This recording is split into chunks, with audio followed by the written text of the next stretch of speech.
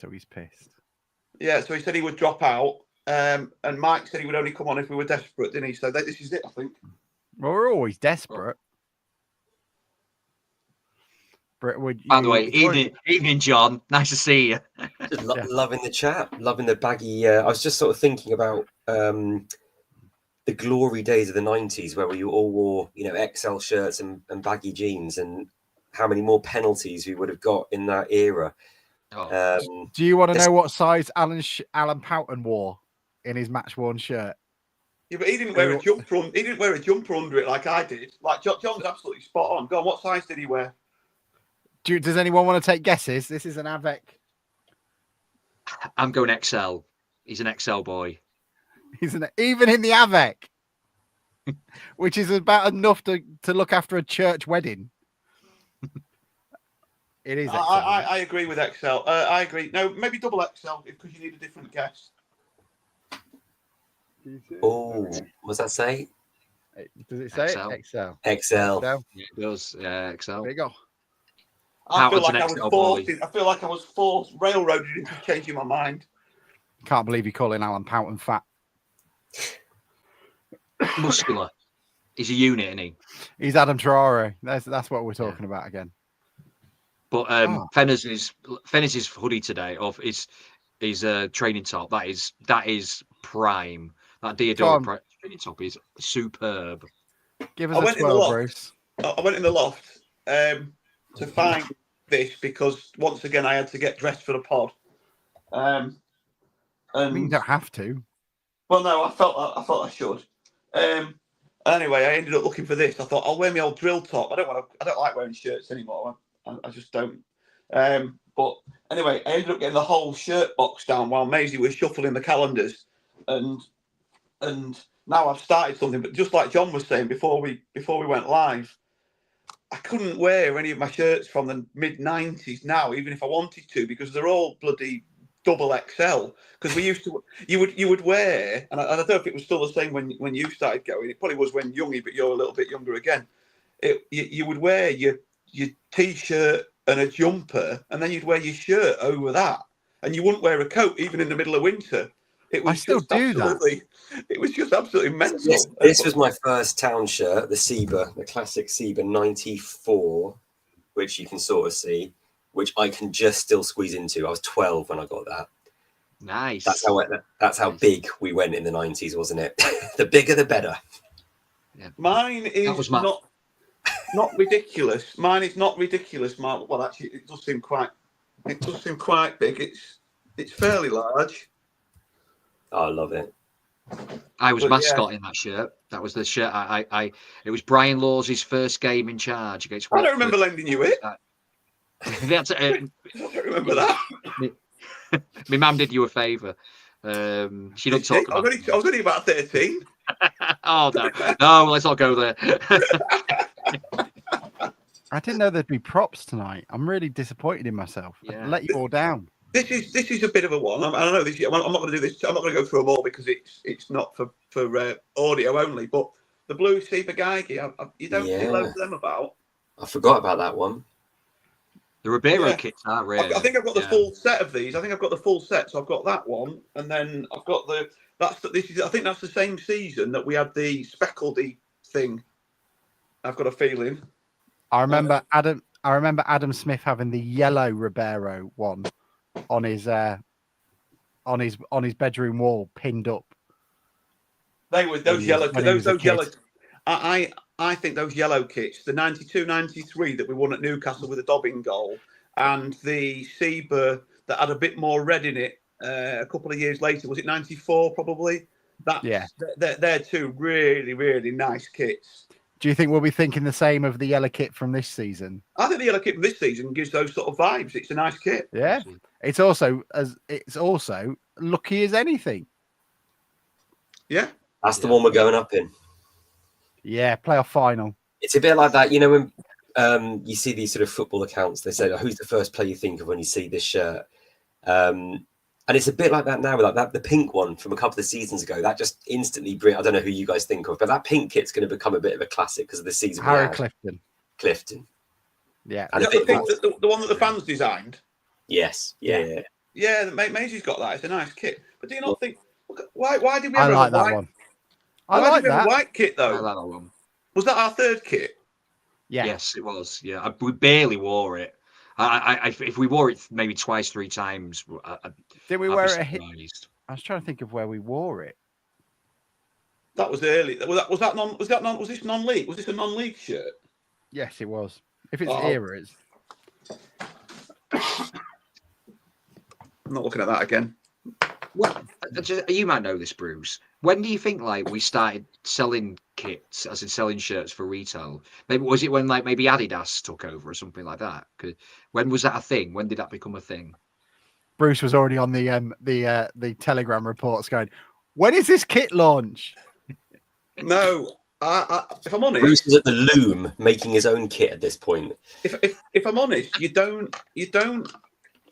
I don't know is the answer, but I know you see some kits from sort of like 82, 83, 84, that sort of, but I don't think it was a thing then. Or somebody will correct me that's even older than I am. But the only kits that you generally see from that era that are still about is things that people had when they were a kid.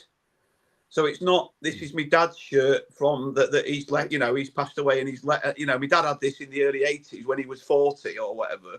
I don't think adults wore shirts in those days. My dad's never had a Grimsby Town shirt in his life. No. Don't think it was a thing, was it? I don't think like I say, I don't think back then you don't hear about, you only hear about you'll see a little shirt, but I know that Dave Werry has a couple of old shirts of his from the sort of very early 80s, and I think sometimes you would buy a black and white shirt though, and your mum would sew a badge on it. It was before you had the release things. But I'm not really an expert in that. I think you want to be speaking to, like I say, Dave or Pete Anderson or somebody like that, because they really do know the shirts. The sew on badge thing. My first memory of watching football is Italia '90, and Me too. Oh really? And Yeah. my mum got me from the Sunday market a England shell suit, and it was and it was that had a sew on badge on it, and no Umbro side on it. I took it to school on a own clothes day, thinking I was dead cool. Look at me, and all my mates were like, "Oh, that's a fake, that. Oh, look at you!" And he also had a pair of high tech trainers on as well to show how poor we really were. You didn't take it in a netto bag, did you? You came that would have been a triple, yeah. Came home with the bag over your head. This is going to sound a bit like that sketch, oh, you don't know how good you had it. But so we lived abroad when I was growing up, so I didn't get access to any Grimsby stuff, and we rarely came back. So I made a Grimsby Town badge out of cardboard and stuck a sort of pin in it, and that's what I walked around in. So I didn't even have a sew on one. I made a cardboard. It must have disintegrated in minutes, but that was we were so poor we had to make our own cardboard badges, Youngie. That's it. I'll tell you what, if you can find a picture of that as well, then you are the winner.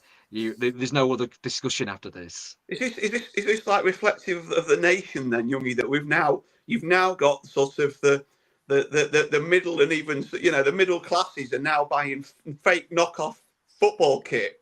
But yeah, is that you used to have to be poor, but now if you're just an average anybody, that you can't afford to buy real quality gear. Yeah. But even Maisie gets them Adidas trainers off whatever it is on the internet. Tim Hubbard says you used to be able to get a generic black and white shirt from Norris the Rubberman on Pastor Street. But not a town shirt as such, but it served its purpose. I remember Danny Baker saying something similar. He bought a generic blue shirt and sewed on a Millwall badge and such like that. That was what everybody did. My first one, I think, was the blue and red Europe's Food Town away kit. Apparently I really liked Crystal Palace. That was the vibe I was going to go for. But I remember having that. I remember thinking the black and white shirts looked really boring when I was a kid. I want the colourful one. I don't want a black. Without getting too geeky, I think I'm talking 60s, 70s. I think all those football shirts were just generic sort of cotton shirts with club badges sewn on, weren't they? They weren't. Yeah, all fruit of the loom. Yeah. Oh, I mean, in those days though, it was going back. There was only 3 or 4 colours, weren't there? Different people. There weren't because Bruce, it was a black and white TV. There was real colours as well. Well, it was like Sabutio, wasn't it? Like if you bought Sabutio, if you got Grimsby Town, it was also listed as Notts County, Newcastle. It was like all three. Oh yeah, I've got Oh, there you go. Hey. There he is. Nice. Yeah, but this is a proper one. You probably can't see, but that's like a. Oh yeah, because it's got like a bit of sponsor on it. Is that Joe Waters? No, this is number 14. So who was this on here? It says God, not the numbers game again. Terrible at that. My eyesight is gone, people. Not a clue. Nope, not a clue. That's all right though, isn't it? That's not a bad one. One of the recent ones. Yep. That was nice. It was our first real sort of foray into a monochrome badge, wasn't it? Ooh, yeah. I faded him. Looks nice. Badge looks nice on that. Yeah. I would like. This one? Is that the same one? Why is everybody? Yeah, look at it. It's decent, isn't it? Yeah. I've got two here. Oh, there's the pink shirt. My boy will have. I think he's probably. No, that's the other one, isn't it? Every shirt since 2020, I think. What I did do. Although I don't wear them. This is great for a podcast. I don't wear a shirt. Yeah, I said I wasn't going to do that, didn't I? Sorry. What I don't do. Just lastly though, this Johnny Cockerill is my favourite. Yeah. That's my first shirt. I was about 14. No nonsense, is it? I was late to the party, but like I say, I don't know how much they did them before that. Right, enough of my shirts anyway. None of these hidden patterns, woke nonsense. Just black, white, badge. Yeah, I do like that. I think that's what clubs should play in the FA Cup. Like maybe the shirt special. The shirt special needs to be a Patreon video, and we don't do it now. We've got a Patreon first. Oh yeah. All right. Sorry, carry on anyway. Enough about my shirts. No, I don't mind. That was 12 minutes. It's a good conversation, though. It's not even rubbish, that was. Yeah. People usually say the first 10 minutes are rubbish. GTFC tattoos. Oh, I think Hannah's the only one that's got one. Oh, has Bruce got one? No, I don't do tattoos. Oh, you got one, John? I'll go on. Oh. So I was nearly got the 3 fish, but my wife talked me out of it on the day. So I've got the trawler. I thought you were going to say, but it wasn't big enough. He's got 2 fish. You're going to have to take a pill, John. Sorry, John. It's quite all right. I love the idea of this Phoenix. I'm just delighted I can get 2 fish. Yeah, but this idea there's a Phoenix Night thing where this snake just gets bigger. Sammy the snake. It's a cock and balls, man. Snake's eggs.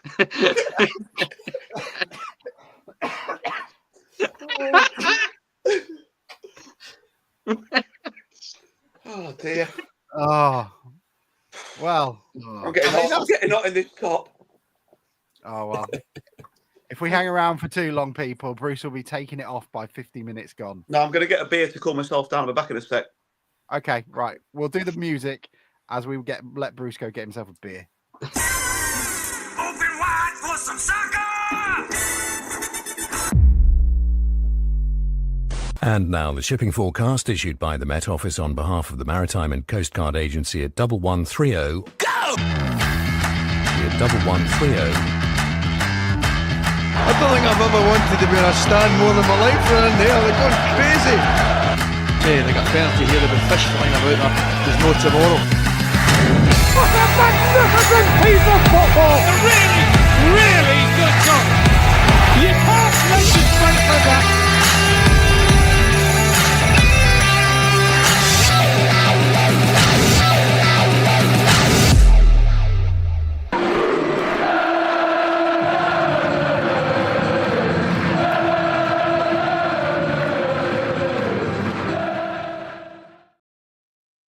Good evening, everybody. Let's get promoted to League One before World War III starts, shall we? The Mariners draw at Cheltenham as 800 or so of us went down there slightly before the races. Some very disappointed gambling addicts joining us on the road. But a point as Bruce comes through his haunted house and joins us with 2 cans of Stella. Sorry, I thought I'd muted it. Sorry.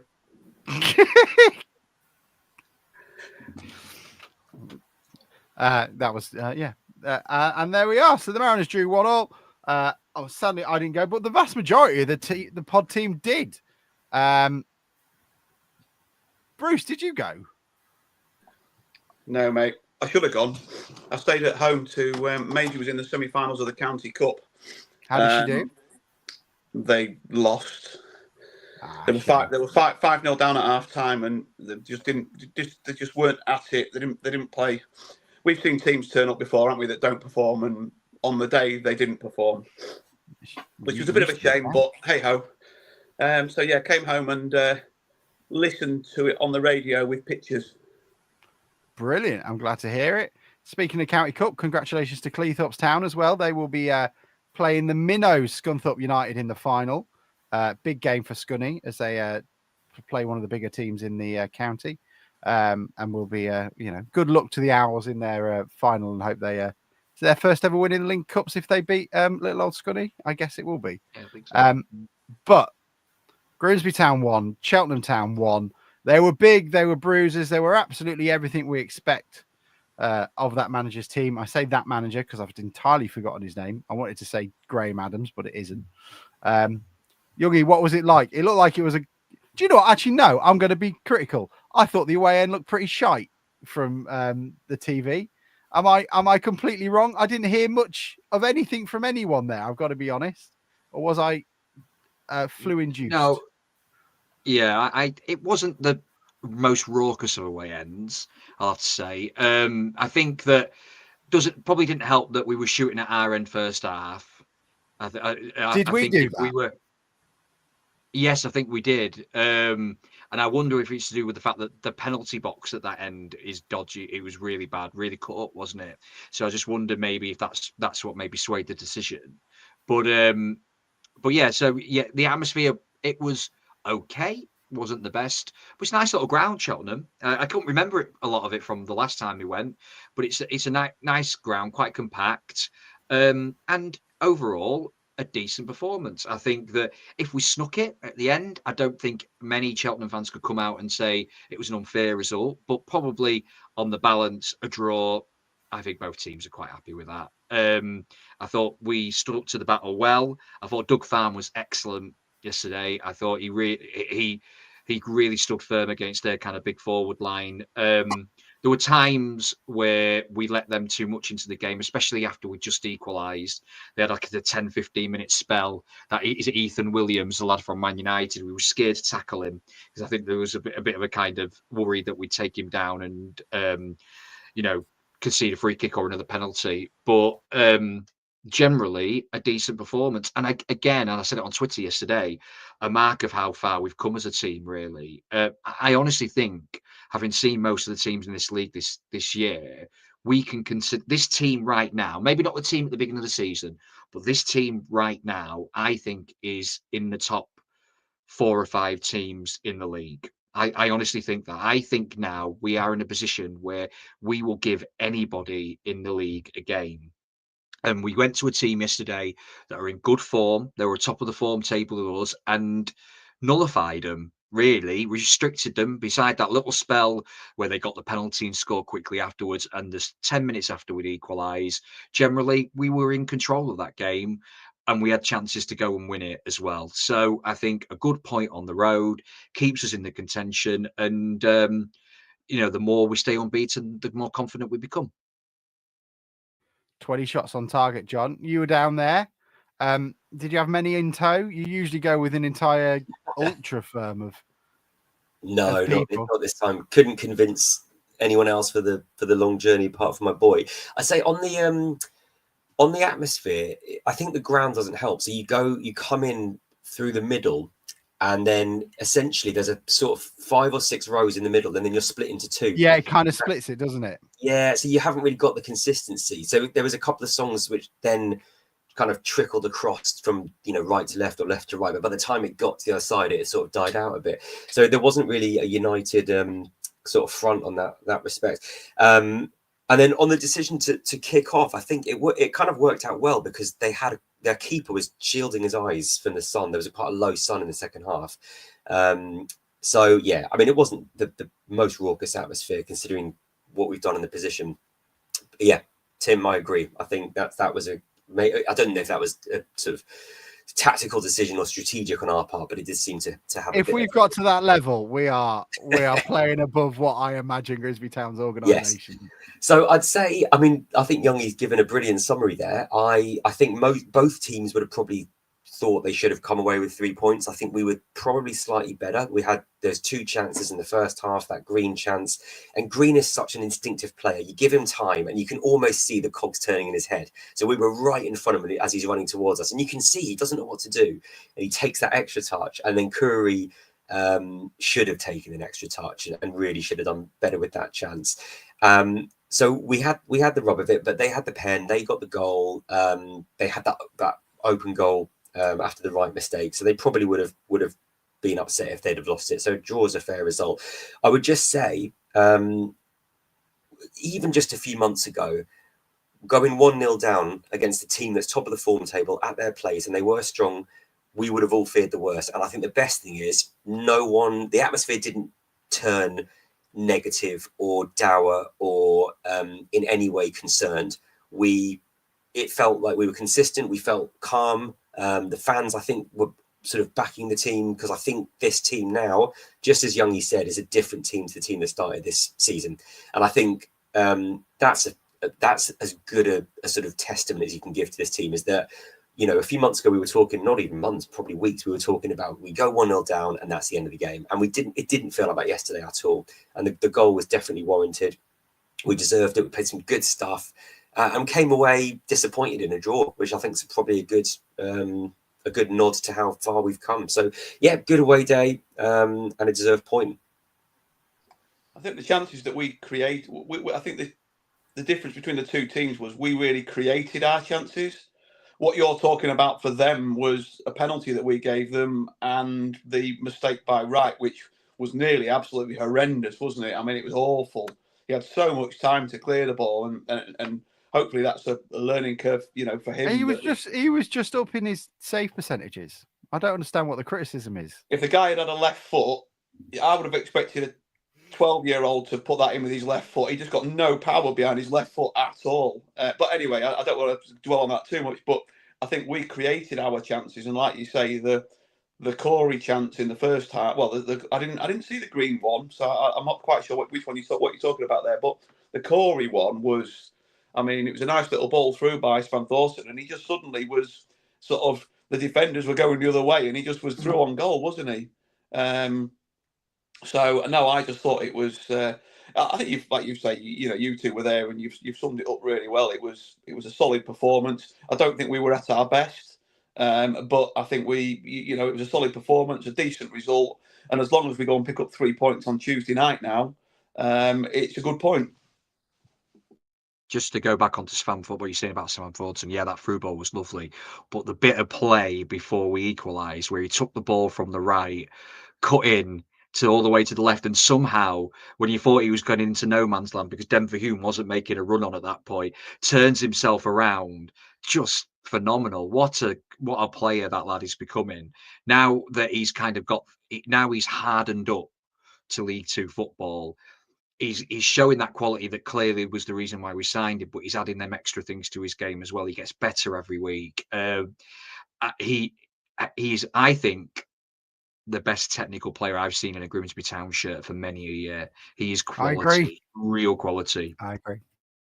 Yeah, I thought he had a fantastic game and a fantastic second half. He's had a lot of good second halves recently, Svan Thorsen, and it was against a really physical team. And actually, we had to slightly change things up. In the first half, I thought we were getting pretty hammered down the wing. They were targeting Denver Hume down the left, and Curry was having to kind of cover and double up on their right winger, which was that Williams, I think, on the right. But anyway, whoever was on the right, they were targeting Hume and keeping him pinned back. And second half, I thought Svan Thorsen actually started drifting in a little bit more and just asking a few more questions of them. I don't know if it was a tactical change or what, but that run he made was just fantastic. And it was one of those, you sort of see him in the schoolyard, you think he has no idea what he's doing. He's just running. He's just head down running. And he does this stop and he looks, he changes. And it was all from him, that move, getting the throw. And God knows what Rodgers was doing up there, but it was a really smart finish. I don't think I realised at the time, because we're at the other end of the pitch. The ball rolls back to him, the keeper's out of position, so you think it's a fairly easy tap. But you watch the replay, and he's got to actually sort of curl it in that near post, because they all expect the shot going to the far post. A fair play to him as well. He did a really good job, and the fans gave him a really big round of applause when he came off. They were chanting his name, which I think, considering what we were, the sort of respect he probably was not getting last year, is another big turnaround. So I think it was an unspectacular performance. Bruce is right. We didn't really play brilliantly, and I don't think any one. I think maybe Sven Thorson probably took it, but no one sort of stood out as being head and shoulders. It was just a really good team performance, I thought. I don't mind an away performance where we have 20 shots on goal. Yeah, and we're saying it's not a reasonable performance. It's a bang average performance. That shows how we've changed. I thought we were the better team. I thought Cheltenham rough, ready, bit thuggish, bit rudimentary, very much in the style of the manager. They play on the shoulder and try and get around him. I think there was one chance where I think Doug Tharm looked like he'd been got the better of, but still then in the very last moments in the first half was able to get to it. Corey and Green will be kicking themselves for missing both their chances. It's not often you get 2 one-on-ones to be able to put them away, but creating those sort of things. And I don't worry. I think one of you guys just said it a minute ago. I don't worry when we go behind now. I still fully expect us to score. It's not the same pressures you had last season. The second we'd conceded, oh my God, this is going to be an absolute mountain to climb. I fully expect us to get back into it and get back into it comfortably. I was impressed. I thought at the end there was only one team that would have won it, and it would have been us. Harvey Rodgers seemed to be playing as a number 10 at times, which was just odd. Great goal, and he thoroughly enjoyed himself, and he's looking like someone from Magnum PI. I assume he was just thinking about Cheltenham races halfway through his celebration. But I'm impressed with how we're going. You can see exactly what Artell would have liked this team to have been. You imagine Sven Thorson on one side and Vernham on the other. That would have been a heck of a team to try and handle going forward on a quick counter-attack. But when we're running at teams, we are a really scary team to have to deal with. And again, yesterday there was a moment in which Danny Rose does the thing that we always have talked about all the time, where it was going out, and we've had so many forgettable strikers who would just jog and do the bare minimum and follow it. He, on the other hand, went up, got behind him, won the ball when he couldn't have done, then got fouled, and then kept having to press because the referee, who had a terrible game, just had to buy it again for a second to get a free kick for us, which led to a half decent opportunity as well. And that those sort of, if you've got a guy like that leading from the front, you can understand where every team he goes to has been in and around a promotion opportunity. Because I thought it was brilliant. I thought he cut a sort of frustrated figure. I think Sam said to us afterwards, he looked quite disappointed at the end of the game.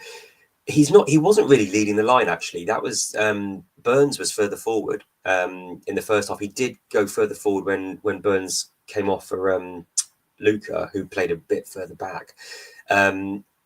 But you just sort of think, if we could have kept one of our strikers fit, it may have been a slightly different game. I thought Burns did okay. Looks a bit lightweight, possibly a little bit unfit. Obviously was playing out of position. Looks like he's got a bit of speed on him. But against a team like that, was getting out muscled pretty easily.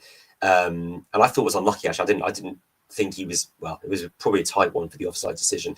But yeah, Rose, doing that hard work and getting someone up with him, like an Abitku or even a Wilson, I thought did okay last week.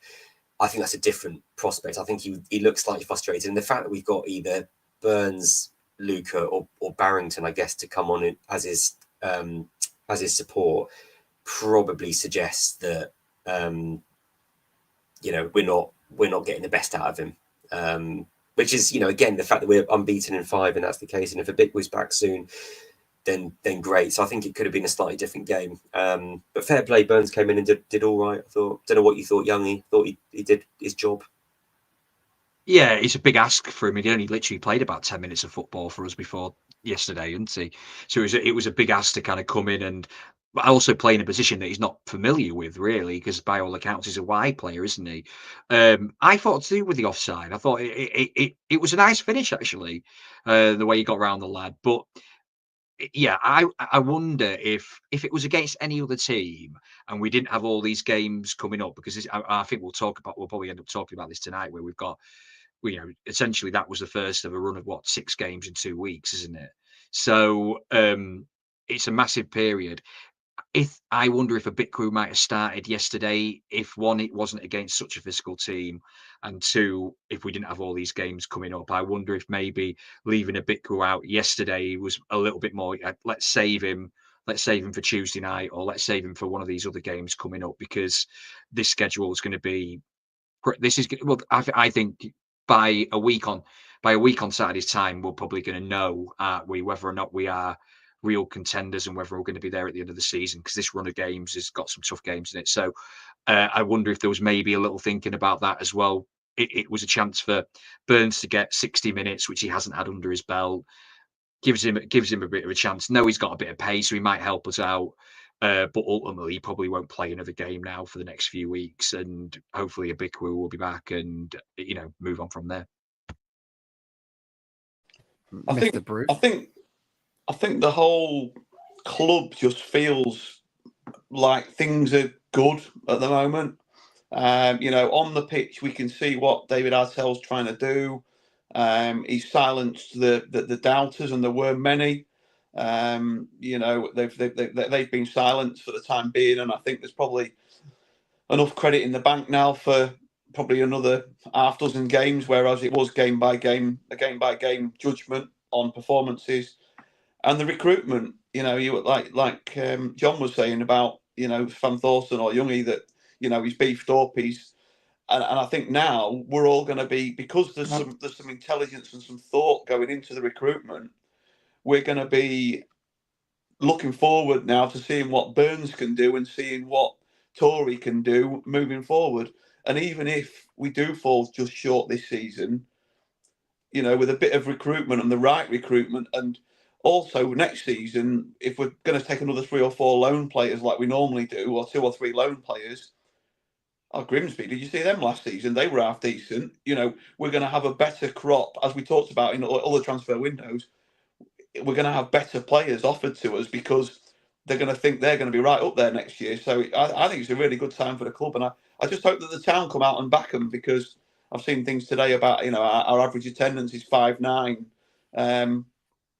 and we're at that, which is 12th in the 4th division. We've always portrayed ourselves as a big club at this level, and the fans need to come out and they need to show that we are. Otherwise, we don't deserve it. It's just that there's just not much wiggle room, though, is there, Bruce? We have this conversation about this in terms of home fans. There's an extra 1,000, maybe at most, an extra 800 tickets on top of that average. What do you mean? Well, we're not getting them yet. Well, there's a couple of things, isn't there? Because people have bought season tickets and they don't turn up. We don't recount the amount of people that have paid for a season ticket. Yeah, I suppose that's fair. That's fair enough. But sorry, go on. If we count the people that turn up on the day, we've got so many people who've bought season tickets that just don't show up week in, week out. So many. Yeah, I guess, and I mean, hopefully the ones that do that are putting them on, the whatever they call it, the resale or the buyback or whatever, because there's still, let's sell them twice then. You're absolutely right. I just see lots of moaning about that. It's like, well, why don't I get some money back? Well, because you're meant to be there in the first place. You're already saving money on paying a ticket. Are you a fan or are you not a fan? Like, get behind the club or get off the fucking pot. Give the ticket to someone who will actually fucking want it. I think them figures are skewed a little bit as well by the fact that we've had maybe 2 or 3 midweek games where it's just gone over the 4,000 mark. So if you take them 3 games in isolation, actually, if them games have 500 extra each, we're over the 6,000 mark, aren't we? And suddenly it doesn't look so bad. But you're right. Everybody's right in this. And I agree with Bruce as well. Yeah, absolutely. Everyone's right in this. One thing, and I'll say as well, I don't think the club's marketing's been great this season when it comes to trying to get extra people in. I don't see certainly the push on social media.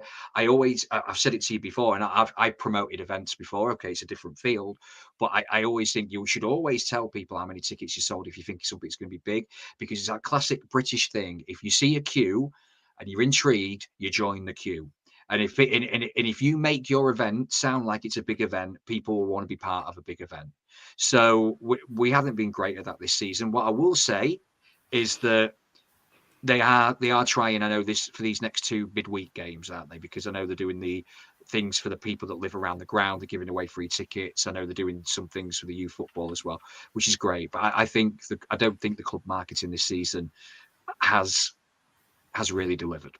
I think you're right. I mean, nothing attracts a crowd like a crowd, as they say. But it feels like. I mean, I wouldn't have normally gone to Cheltenham. That's a long way for me to take a 10-year-old boy a whole day out. But it feels like we're on to something special this season. And neither of us wanted to miss it. Whatever does happen, it feels like we're giving it a really good go. There's a real good connection between the players and the fans. There just seem like a great dedicated sort of squad we've got at the moment. And I think Bruce is absolutely right. It just feels like there's something good happening at the club. Absolutely, the club's got to make more of that. I don't live in Grimsby, as you know. I'm down south, and I want that fear of missing out a bit more. I want people to make me feel jealous that I'm not at the game.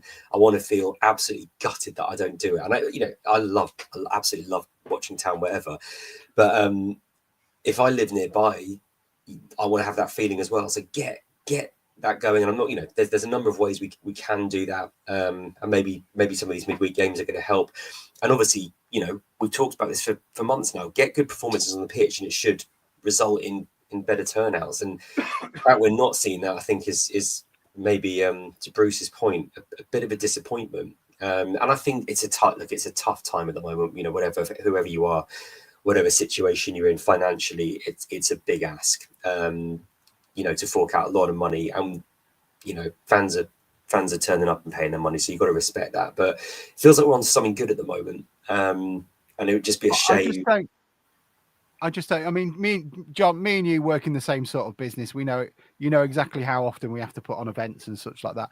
I was just looking. I just went on my email to see how many emails do I get from the club saying, "Are you coming to tomorrow's game? Tickets still available. Get them while you can." I have had 3 emails from the club this year. They were match information for Gillingham at home. I haven't bought a ticket. Carlisle at home, match day information, and Fleetwood at home, match day information. That's all I've got from the club. That's all I've got.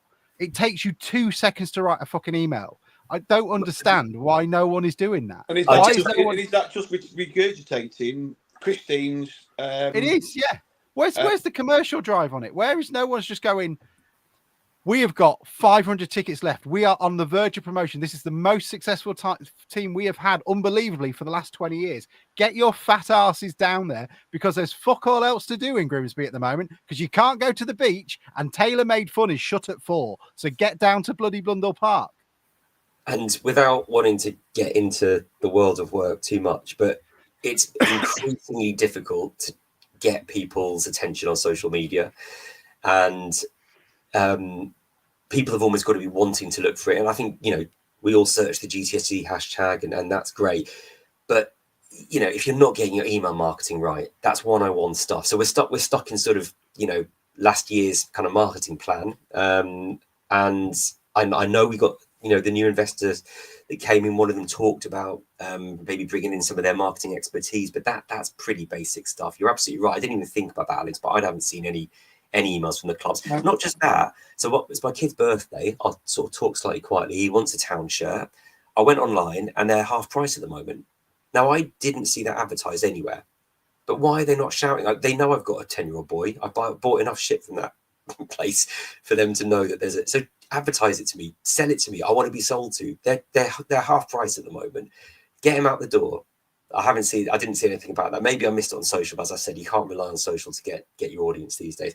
So look, it's not a criticism. It's a call to action. Let's just do it a bit better, because I think the numbers are there. I think we can do it. And at the moment it's good. So let's just take advantage of it. It's harder. Look, last season, fair enough. You can't argue with that. Last season we were shit. This season, we're really doing we're doing well. We're playing some good football. It's going well. Let's hammer it. Can we not? Could we not? We've got people's mobile numbers. How many fans are going to kick off if they get a message once or twice a week to say, we're at home? They get a WhatsApp or they get Look, whatever. We've got enough problems. People have got a lot of PTSD from having phone calls from the club saying, "Can you come in for a quick chat?" No, I do. I agree with everything that's been said, though. I don't know whether it's down to personnel or a change of personnel. Alex, it's Nick Dale. Oh, fuck's sake. What's wrong, Nick? Do you need me to do a light ball because you're scared of fucking heights and you can't get up to do the floodlights? Is it? You stepped over a chair at Aldershot away. Can you come in and have a word with Bruce? Us? We needed those line of 3 chairs next to the lower fenders taken out because they're so close to the away end. That's why they needed to come out. Look, there are many things this club's doing right. There are still some really gaping, obvious gaps which can help drive the club forward. And those sort of things, maybe because it's my day job, these are simple, like mail merge, centre wall, bang, done. See you on Saturday. It does concern me, though, mate, that you're in charge of the podcast polling us on a Sunday morning and you don't always do very well with that. Hey, I had people not turn up today and we're still full. I'm all right. I'm dying, but I'm all right. But it will be interesting. I don't know what we do, Bruce. You're right. The town has always been negative towards the club. Look at the championship days, 4th. You look back on the videos you put up. It's frankly embarrassing how empty it is. Like you put up a picture last video yesterday, I think. Do we beat Birmingham or drew with Ipswich or something at home in the championship? And it's emptier than it is today, which is, just a natural growth of how popular football has become amongst everyone. But it's still embarrassing. And I don't know what you do. You probably got 500-600 seats to play with. I don't know what you do with them. Do you give them out? Do you offer a discount? Do you say, look, the next people, get these 500 tickets for $5 or something? I don't know. I don't know what you do, but or you give them to kids. I would just go, like, if you're a kid, you're under 21, tickets of those 500 tickets are for you. They're free. Come along. Like, let's be the drug dealer. Let's get them addicted, and then jack the price up. The large section of the Osmond, which we have now for all bar about half a dozen games a season, that holds 1,200 on its own. And it looks full, available. So, but then there's your 2 ends of the main stand that aren't full. It's so the tickets are there, and I mean the Osmond. I've sat in there a couple of times, and I think it's a decent view in there. I think it's a better stand on the pontoon to sit and watch football. We've had that conversation. I know. I absolutely agree. So I just don't. There are plenty of tickets, and I think hopefully people will buy into it. And going back to what you said about the numbers, you're spot on.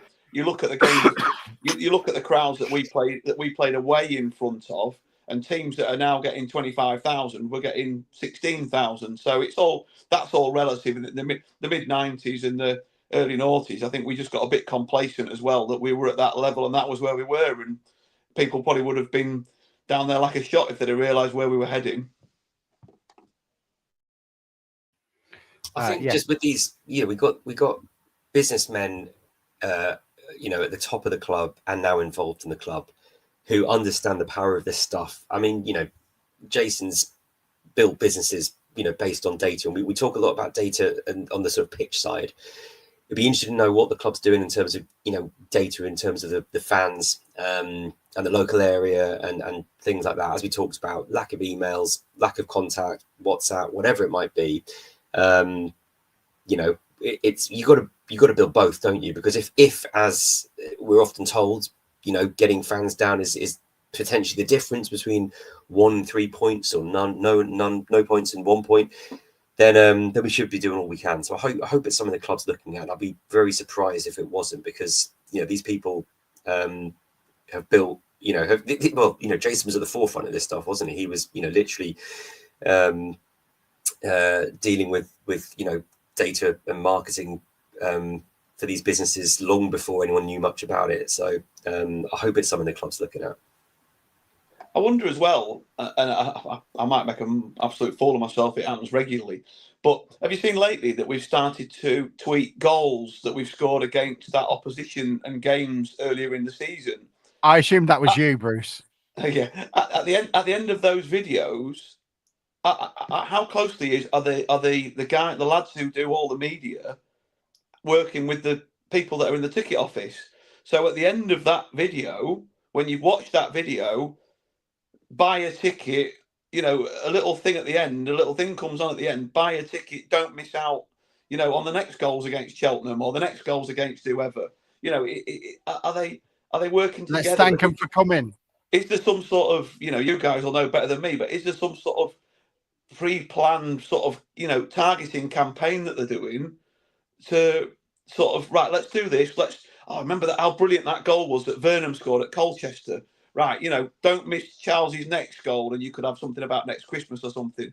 You could sort of have, are they working together to come up with some? Is it or is it just, we scored quite a good goal against them? Here's this goal we scored against Cheltenham last time we played them, and that's just a random one-off video that's not linked to anything else. I think it could be better, and I don't know whether it's down to numbers or whatever, but I just like you said, everything else, so much is going well, and let's hope that that the whole thing keeps evolving. But the fans need to also support that and do their bit. Pete says the new guy's starting on Monday. Apparently, starts next week. So hopefully they pull their finger out and get on with it, because there's quite a lot of easy wins they can do straight away. It's one of those jobs, actually, John. If I was younger, I'd quite enjoy to do.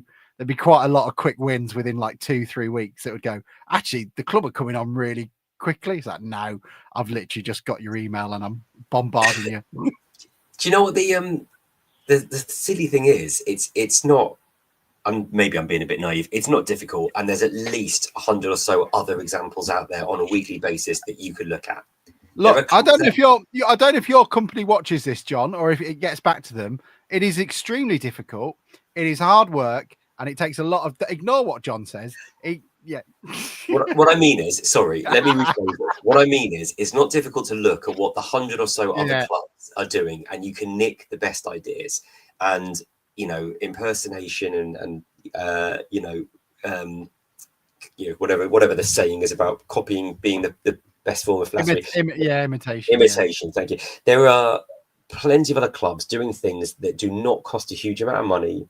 But that do drive traffic and eyeballs to the club, and you can take advantage of that as much as you like. Now, obviously, a lot of these clubs have got huge and much, much bigger budgets, but there's no way that a club like ours, with the people that we have working behind the scenes, the fans that we've got, the players that we've got who seem like they're pretty eloquent, actually, we can't use some of these assets to our advantage. The history, everything we've got. I'm absolutely, it would be a job I'd be really up for once upon a time. So until they tell you the salary. Well, yeah, quite. So let's take advantage of what we've got at the moment and everything we've got going for us, the rest of the time, and just have a look. If I'm in this job, if this guy's coming on Monday, number one, or we should have done this already, is just look at what. The first thing you do in this job is look at your competitor analysis. You've got your competitors are all out there, and just take the best stuff if you like. And there you go. That's 101, isn't it? They'll release next year's accounts this time next year, and we'll have lost 2.5 million or something, and it'll be. So are you happy now, DN35? We spent £1 million on text messages. Are you happy? Are you for happy? We said it to everyone. Bruce didn't tell us he was in fucking Qatar. It cost us 35 grand to tell him to come to the game. And he kept. I'm dead. Grimbo says the club can't compete with drug dealers on the East Marsh on a Saturday afternoon. Why can't we do the deals and the drop-offs in the ground? Why is there not an area? Well, there's plenty of spare space in the corners. Why can't the drug dealers do their drop-offs there? The druggies will have to buy a ticket to get in to get their drugs. They can leave, but we still made 24 quid.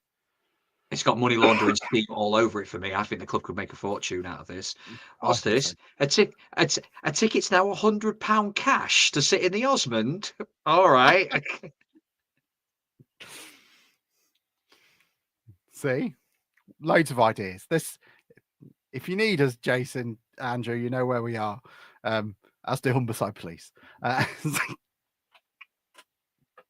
Peter, I've got a chance that we could do an interview with Peter Bohr. No, it says you've got to do an interview with Peter Bohr. What we thinking about Tuesday then? Moving on swiftly. Are we? I've seen people panicking on social media that they're a new force under a new manager. They've only played one game. We'll beat them. We'll batter them. We'll absolutely batter them. They've got no confidence. Nigel Adkins' stench cannot be removed that quickly. I think we'll come. I think they're in deep.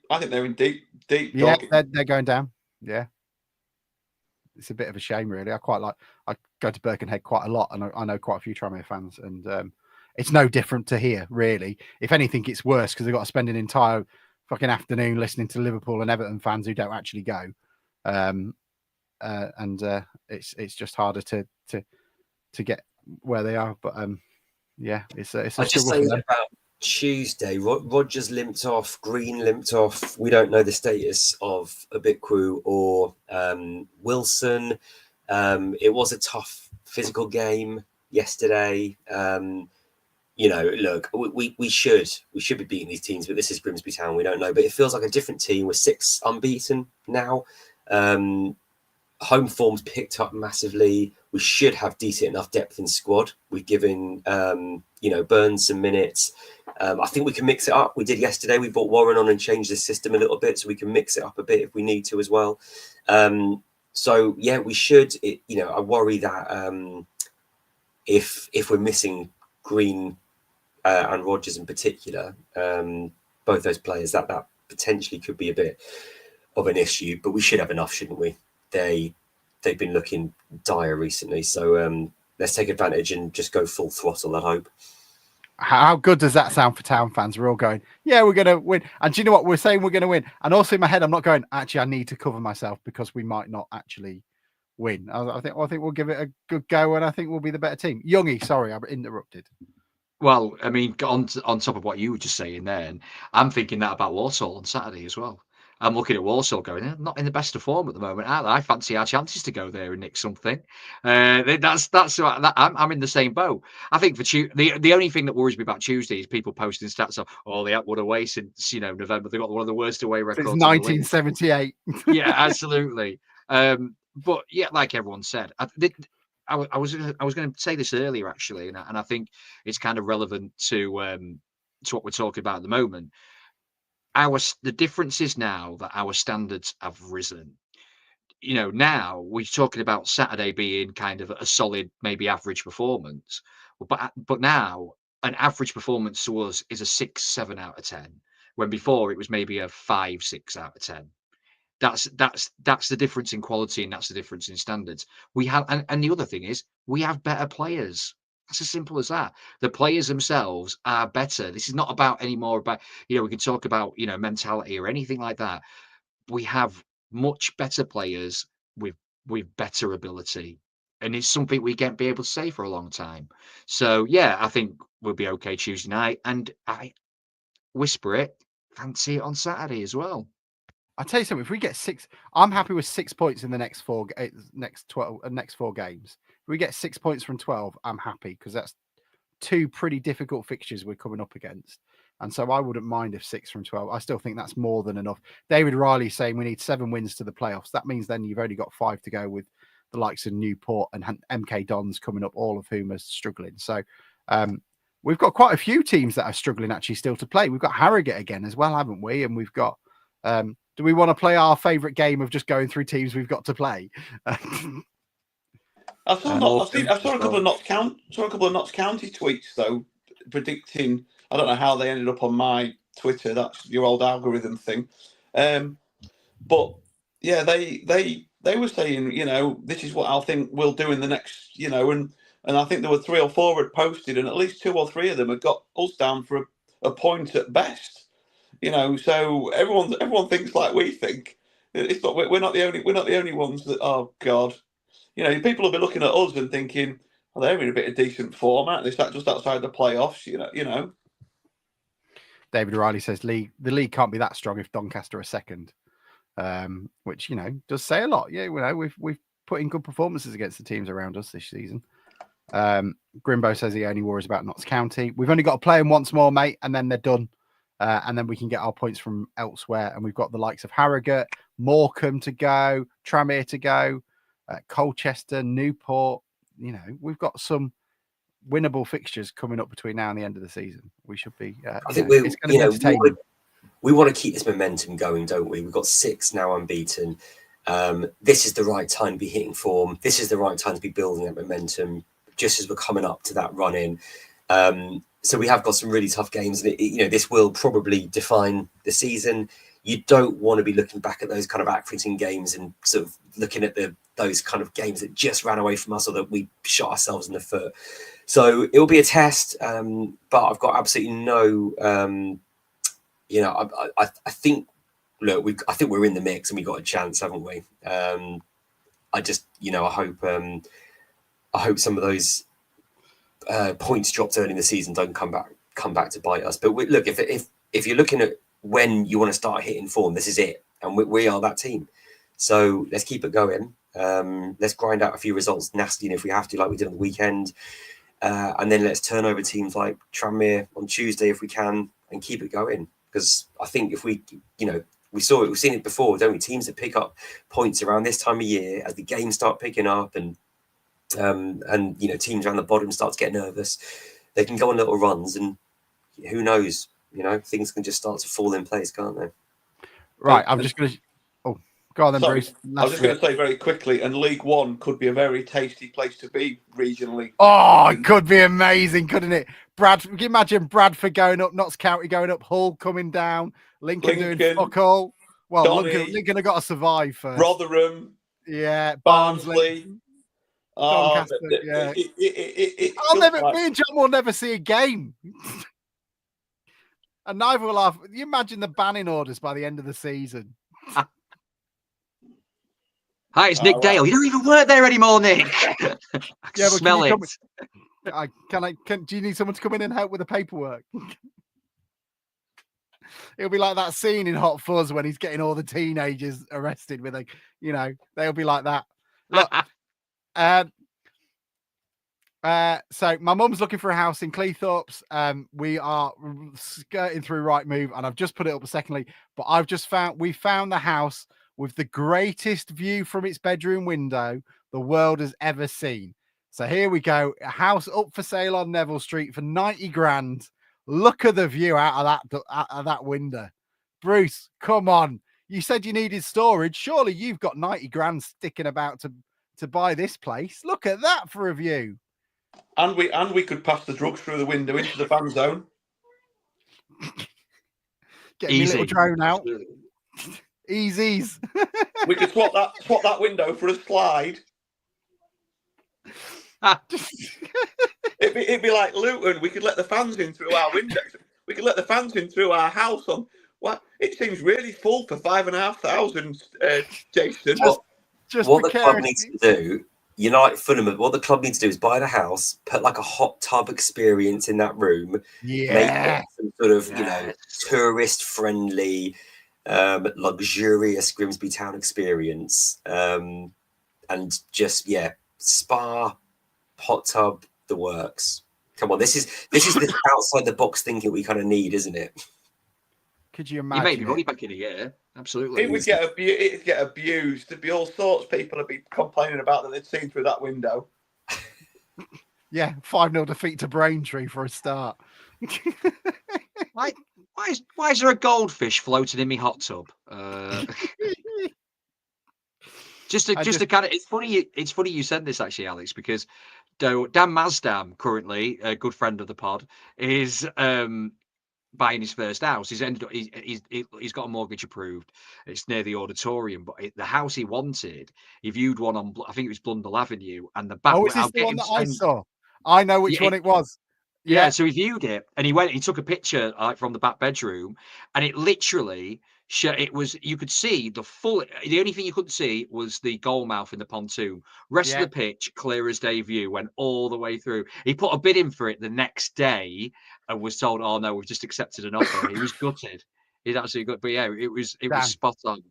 Dan, get rid of that crap on the Wybers. You've got this one now. You've got Findus in full view. What are you going to say, Bruce? I was going to say he'd have paid off his mortgage in football sales over a couple of years. Do you think we can use this as a can we have this as the podcast studio? Do you think that's what we can do? And then we'll rent it back to the club for summit. Hey, how good would that be? When people are like, is there anything going on down at Blundell Park on transfer deadline day? Well, this is what's going on, and you just turn the camera around. just Bruce freezing on top of the garage. Yeah, and there's our new Saudi Arabian international on the pitch being paraded around with wrapped in blankets. Right, I think it is that moment you have all been waiting for. An hour has gone past. He's already got his game show host T-shirt on. I think it is time for your much-awaited monthly competition. We will be back with Play Your Calendars Right.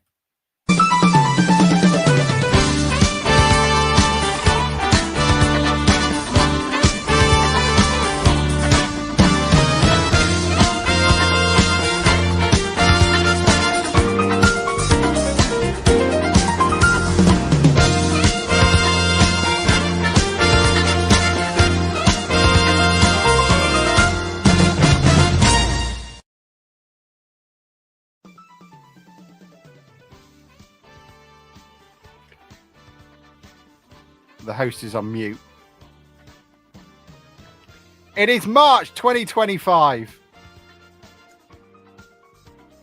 All yours, Bruce. Oh, is that it? Is that it? It's March 2025. Right, Alex, you need to come back to everybody else. We need to work out who's playing. Right, who wants to be a contestant tonight? I think John and Youngie should do it. Are you adjudicating then? I'll adjudicate. Okay. I'll let John go first. Start in the chair. Have we got any previous winners on? Oh, 100%. Just played once, won once. Just saying. You won, haven't you? Yes, I've won before. Yeah. Oh, we've got it's like champion of champions. Yeah. It's right, the belt, Youngie. Undisputed. Then.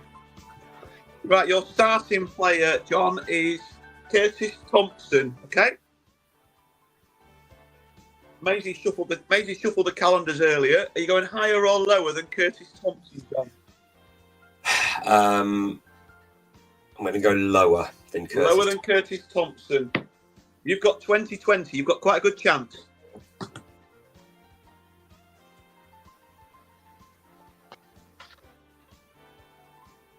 March 2020 is Ludwig Oman.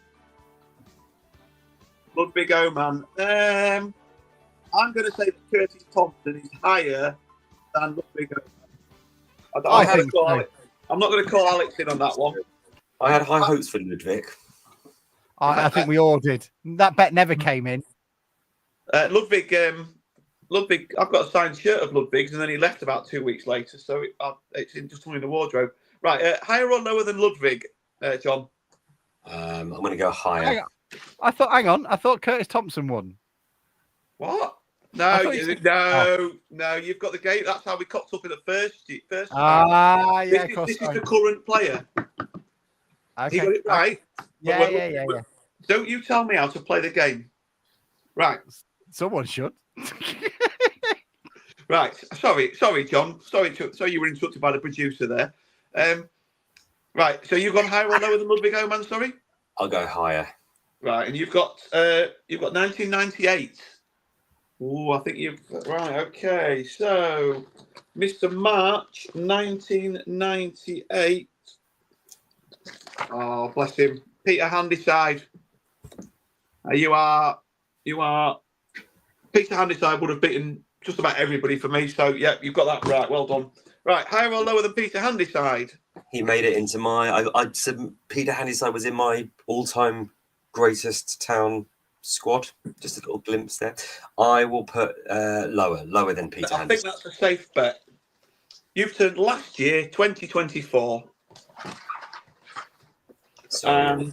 Last year, Do you want to go now, Youngie? 2024 was Toby Malarkey. Higher or lower than Toby Malarkey? That feels offensive that he's even in the same wording as the same sentence as Peter Underside. Yeah, Better social media though. So there was Yeah, no adjudication though, was there? Higher or lower than Toby Malarkey, John? Youngie's not even going to get this. Going to be first ever clean sweep.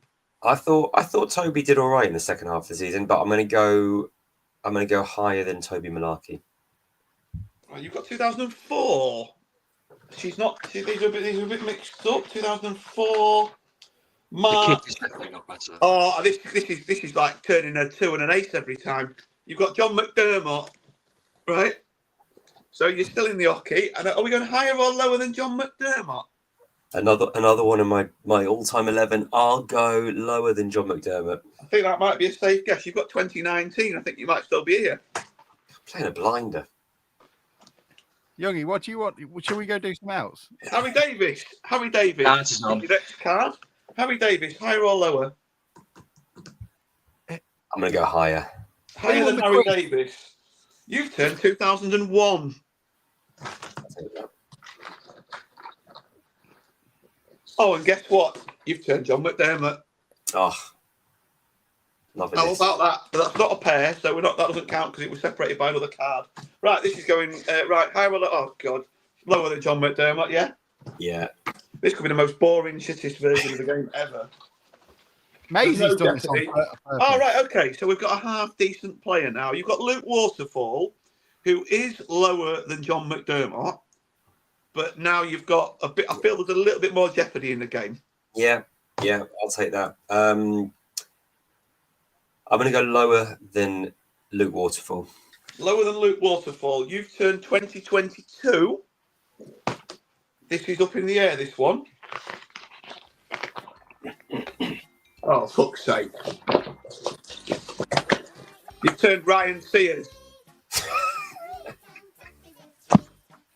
Sorry about this, Youngie. Right. I'll go higher. You've got 1996. This is all. I might have to retire the game.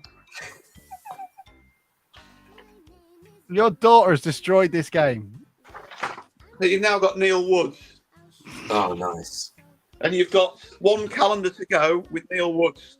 I'm going to go lower than Neil Woods. You've got 2023. I think it's a good chance. This is shit. The whole thing, it's died. It's died. I'm quite enjoying it. You've got Gavin Holohan. And Gavin Holohan, as much as he did at Southampton and in his time at the club, he's no Neil Woods. That concludes this evening's game. John has completed it. It's a clean sweep. It's done. I'm retiring. This is the last time I'm on the pod, Alex. It's not getting better than that. Last time. We need a new game.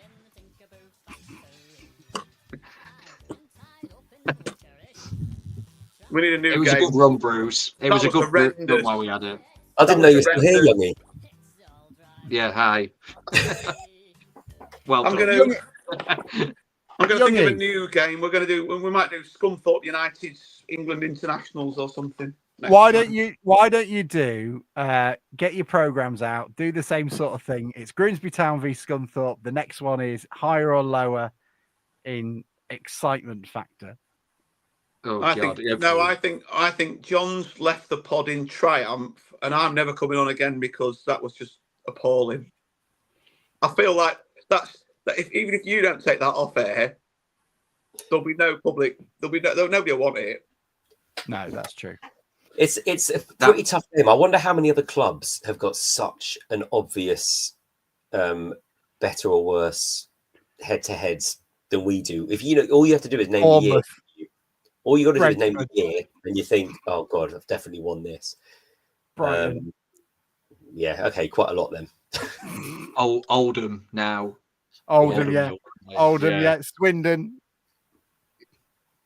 I have got quite a gap though, haven't I? I've got a gap between 2004 and yeah. I suppose the thing is, we've got in the time that we've got the calendars, we've got no middle ground.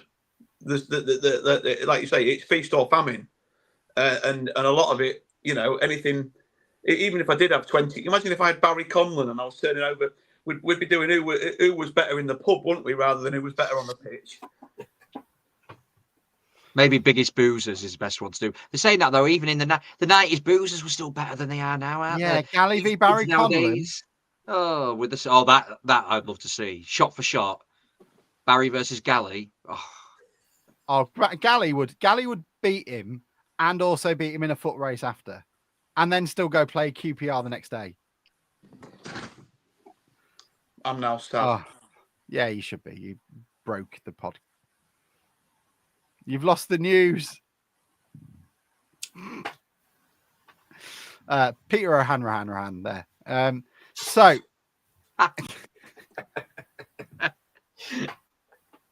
Trent. Have we got any more? Have we got Trent any more? at the centre. Say sorry, Bruce. Have we got any more listener things to go through before we go? Town squads are doing a guess your calendars based on the DN35 podcast. Well, that's just a lot of shit, Andrew. Have we had lots of people saying that they don't want to see the end of the calendars game since it finished? No, everyone has been quiet. I mean, there we go. We have got a at the match pod to come out at some point. I'm terribly sorry. I haven't been asked to do it yet. Youngie has basically, I'll be honest, there wasn't enough people getting involved in it. Poor Youngie had to do it on his own, and I will get it all clipped together and we'll get it all sorted and put out hopefully tomorrow evening. So relive the Cheltenham game. I apologise now. I think that certainly for the first half of that podcast, it's pretty much our night out in Worcester, which it starts off quite coherently, but really tails off towards the end. As Mike sent a voice note at 1 o'clock in the morning explaining that we needed more football content because basically there was nothing for at least 40 minutes. So so if you enjoy it, I generally love doing it and it's good fun and it's very nice to be able to do it with me friends who I've been going to town games with for over 20 years. So it's very nice. It's very nice to kind of share our experiences and hope at least 3 people get a giggle out of it anyway. I enjoyed listening to a lot of it back. I just realised 3 of us were at the game. We didn't even get together. We didn't even do anything. But it's each other though. We saw each other. Sounded like a good night, Youngie. That's the main thing. Worcester, the best way I can describe Worcester: architecture of Rome, pubs like Fremo. Great combo. It was enjoyed it. We had a cracking night out a few years ago in Yeovil. We went through a phase of doing long away games and stopping over for a night on the night before or after the game, depending on how we felt. And Yeovil was just mental. It was just like you say.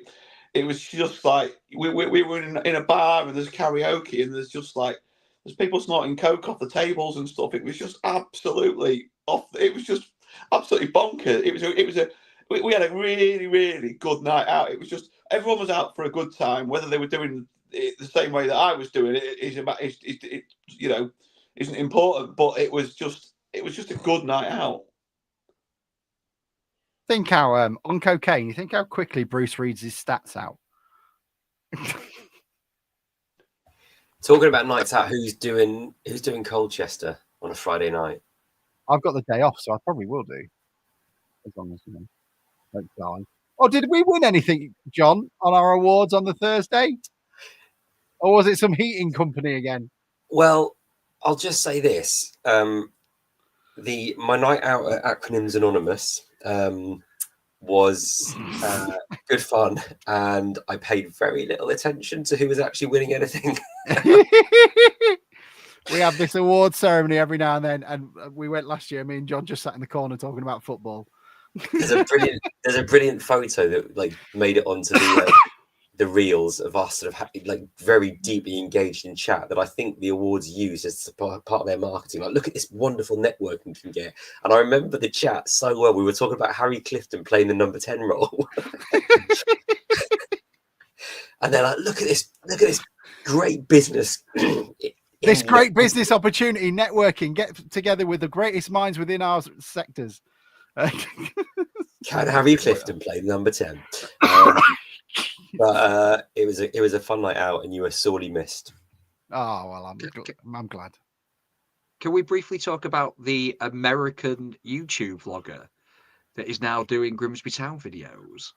I was wondering where we were going there, Youngie. I was like, I can't talk about politics on it. I'm not talking about him. No. I was so surprised how many fifth columnists we've got as Town fans. I was very, very surprised. But yes, he seems a very nice lad. I'm slightly worried this will end up in the time where all the Town fans got catfished by some Russian bot or something. If anyone can remember that on Twitter, there was a very attractive fake Town fan that came up and started engaging with all the guys who were so desperate for attention, while all the female supporters going, "This is clearly a fake, guys. Can you please stop just being red-blooded males and just following your dicks for 20 seconds?" Didn't we have that other lad that came on when we did the Twitter space that time that was from over the pond? Yes, we do. I can't remember the gentleman's name. I can't remember his name, and I haven't seen him. Sorry? He now posts under Patrick Schumacher. He's changed his name, hasn't he, on Twitter? So he now posts under Patrick Schumacher. But Nolan. Nolan, that were it. Nolan Schuster, that were it. Yeah, that's right. He got very anti-Hurst. I mean, he didn't get to a point where he was like the statistician who said that if you don't like JJ Hooper, you're racist. But he did get very anti-Hurst, which so did a lot of other people as well, I guess. But he seems very nice. Yeah, he does, and though it's very. I watched his vlog and very, very informed. Clearly watches the games. It was very bizarre for him. So he was talking about Grayson Giles's loan move to Cleethorpes Town and asking why he isn't playing. And I thought, this is so surreal. This is so odd. But fair play. He might have watched the documentary and gone, yeah, the right team won that game in Wrexham. I should follow them. So he's a real Glory supporter. He went, I like the team that absolutely won. I support Grimsby and Bromley. But you are welcome in our church anytime. The more the merrier. Please buy a ticket and buy our merch and make us some merch. There's a lovely spa opening with a great view next season if any Americans fancy it. Yeah, it's going to be amazing spa. It's going to have sandwiches in and everything.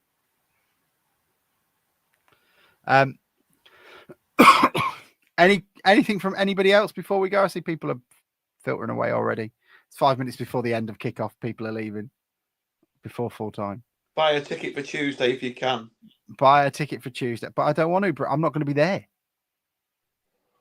Buy a ticket. Buy a ticket. You won't have any travelling expenses. I'll buy a kid's ticket. Thank you, everybody. Anybody else got anything to add? Youngie, any quizzes you need to plug? Was it the Simpson one or Summit? Yeah, we've had Simpsons today, theme quiz, and decent turnout. Not Pat, but decent turnout. But the main quiz. Who was the name? Who was the name of the winning team? Yeah. Oh, it's when Bart used to do the fake phone calls to Mo Sislak, it was I'm a stupid idiot with a big butt and I like to kiss my own butt, and it was the whole yeah. So and obviously I would have gone with Super Nintendo Charmers. Super Nintendo Charmers was in there. It was. Yeah. But yeah, normal quiz is a week on Thursday. So I won't be on the pod next Sunday, so I'll plug that now. So a week on Thursday is back to standard quiz, 7:00, Doc Spears. There we go. Brilliant. Bruce, anything to flog? Any laptops? No, I'm still selling them, but some desktops, but the sales have dried up. They've gone about as well as the calendar game has. Yeah, you've got to change your thought process here. John, anything for you to sell? Well, if anyone webinars, if anyone, I won't talk work. If anyone happens to be in or around the kind of Kingston area on Sunday 23rd, there is an all ages, family friendly rock and roll live music show at the Fighting Cocks, Sunday afternoon, 2 till 5, 23rd of March. There we go. Thank you for the opportunity. You are welcome. Thank you, everyone. So glad to have you. We will see you shortly. Download this one if you're watching it live, and then download the at the match game as well, because that's well worth having a listen to. See you then. Bye bye, everybody. Open wide for some soccer!